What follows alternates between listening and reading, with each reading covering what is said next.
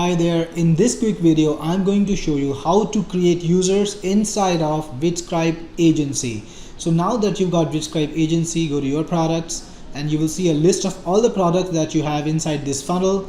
Click on your Vidscribe agency and you will see some downloading instructions, license instructions and everything else. Now what you want to do is you want to give your customer access to Vidscribe so that they can download and install Vidscribe and use it just like any other user.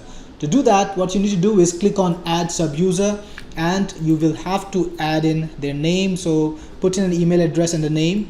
So you need to put in an email ID, a name, a password for the user and the product. Do you want to give them Vidscribe Pro or Vidscribe Elite? You will get to give away Vidscribe Pro if you've got Vidscribe Agency Pro, but if you don't have Vidscribe Agency Pro, then you can only give away Vidscribe Elite.